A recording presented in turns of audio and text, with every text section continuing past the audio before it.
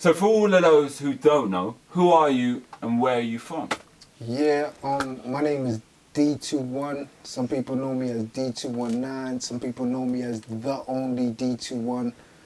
I'm a rap artist. I'm just an artist from the Bronx, New York, and London, UK. So D21, what's your actual history? How did you get into music? Tell us a bit about your story, how you started. Well, I was kind of pushed into it. Like for a while, everybody used to come at me like, "Yo, you look like you rap. Come spit some bars. Come spit some bars." I used to be like, "What rap? Nah, I ain't with that rap stuff. I live real life." And then circumstances had it that I just started putting pen to paper, and I started writing. People responded to it really well, and I enjoyed it. It was good for ventilation. I started putting songs together, and kind of just took its own life from there. So D21, tell me, like, America is a massive booming market in music. Why did you leave America to come to the UK? I left the U.S. to come to the UK.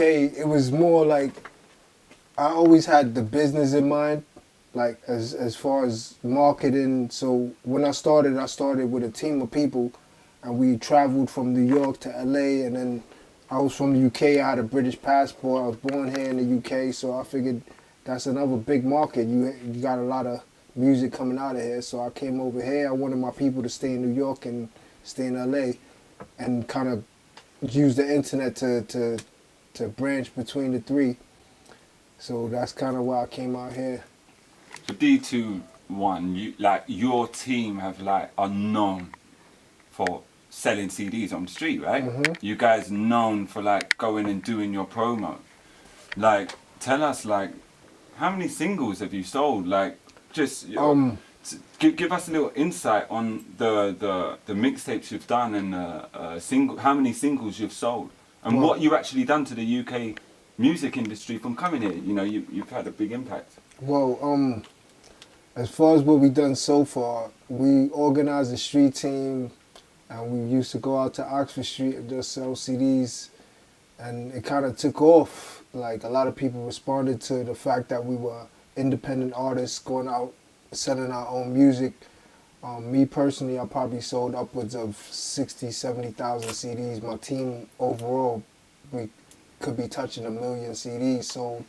We worked with very famous artists, some up-and-coming artists, but it kind of gave people an outlet to get their music out there, get heard when they wasn't being heard before. This is like prior to YouTube coming along.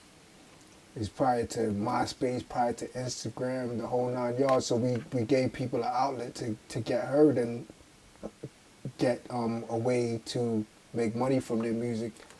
And yeah, we very successful at that. People responded a lot to it. Went all around the country, different cities, and we always had a good response of people just seeing the fact that we were independent artists putting out quality music. So obviously you're American, but what else separates you from the rest of the UK artists? It's a big scene out here.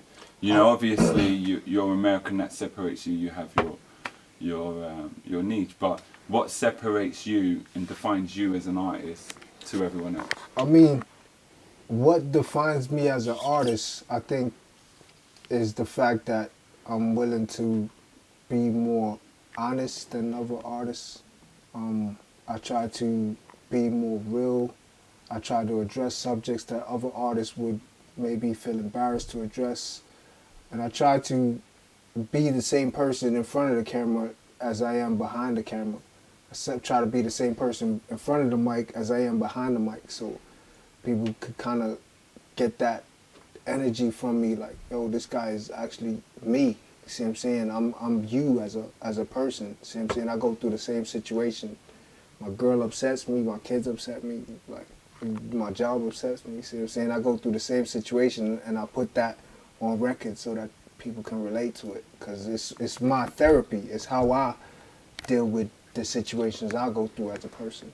So did you find it hard as being an American artist to come into a UK scene and try to be heard? Because even as a UK artist, it's hard. They're closing doors on people. Did you find it easier or harder being an American artist coming over to the UK and entering the music industry?